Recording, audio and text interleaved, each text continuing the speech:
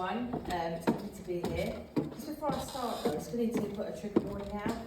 My speech does contain references to suicide, addiction, domestic violence, and interfamilial abuse. So just to put that out there, if you feel uncomfortable or need to step out, then feel free to do so. I'm slightly nervous, so if I do mess up, please bear with me.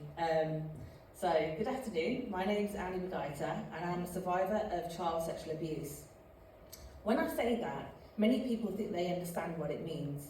But let me tell you, there is so much more beneath the surface. For me, coming from a South Asian background, being a survivor meant silence. It meant feeling as though I had to pretend the abuse never happened. It meant that speaking out would make me a target, essentially being called a liar, being shamed, and pushed to the margins of my community. And within the South Asian community is everything. It meant that the person who abused me, who in my case was a close family member, would still be someone I was expected to respect, to interact with, and to ultimately behave as if nothing had happened and nothing had changed. This was my reality, and I know I am not alone.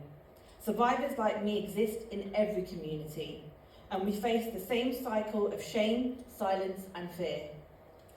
The trauma of child sexual abuse affects not only the survivors, but also the entire community. It often goes unnoticed, or worse, is actually ignored. This protection of perpetrators and the silencing of victims is not isolated to one group. It's something that impacts people of all cultures and people from all backgrounds. We need to face the uncomfortable truth. This culture of silence and shame around child sexual abuse continues to allow perpetrators to escape justice, while survivors are left to carry the pain for the rest of their lives. Child sexual abuse is not just a physical violation. It's an emotional, mental, and spiritual assault. And it only affects the child in the moment. It leaves scars that last a lifetime. In communities like mine, child sexual abuse has been tolerated for generations. It's often seen as a problem that should be hidden away, something women and children are just expected to endure. As a result, it becomes a taboo subject, something too dangerous to speak about. From the age of 5, I was sexualized. My experiences were distorted and shaped by abuse, leading me to believe that my body was the only thing of value that I had to offer. This misconception stayed with me for years, and I found myself vulnerable to further exploitation. I developed a history of unhealthy relationships, addiction, suicidal thoughts, and all because of the damage done to me when I was a child. I was 36 years old when I entered a trauma-informed rehab called the Nelson Trust. For the first time in my life, I began to heal. But why did it take for me to nearly die from my alcohol addiction to get the help that I needed? Why do so many survivors like me never get the support they need? Had my community been better educated about child sexual abuse, had they understood that it's a crime that must be confronted, I would have received the support I needed much, much sooner. My abuser would have been held accountable and not protected. The trauma I experienced should have been met with compassion, not dismissed as something that just happens.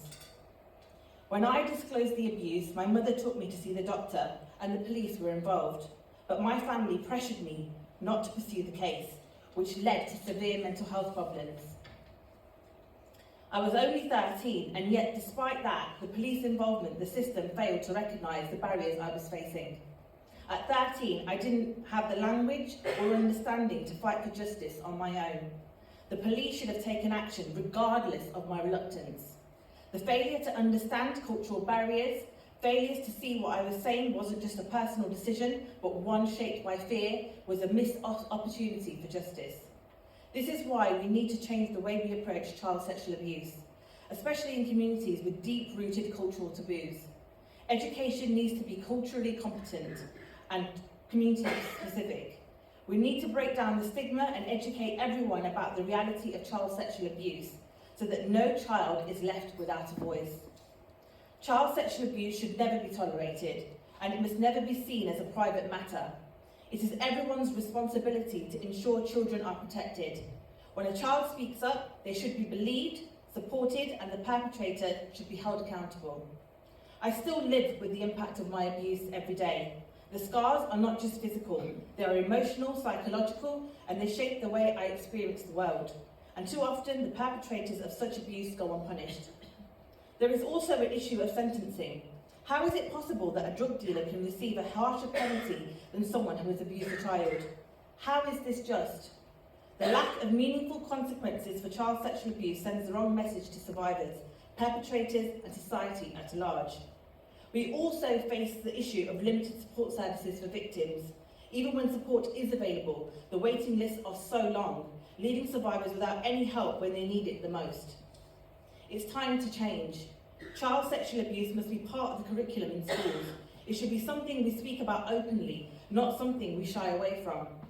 Many people mistakenly think that child sexual abuse only happens with strangers, but in the reality, the majority of abuse happens at the hands of family members or trusted adults. We must educate communities and help parents and children recognise the warning signs. The problem of child sexual abuse goes beyond the individual or communities. It is fueled by powerful individuals and systems. Those in position of authority often create the demand for child exploitation. This is the ugly truth of child sex trafficking, and we cannot ignore it any longer. Every child deserves protection from child sexual abuse, but this will only happen if we as a society stand up and say enough is enough. We need everyone to be part of this fight. We need you to take notice. Thank you.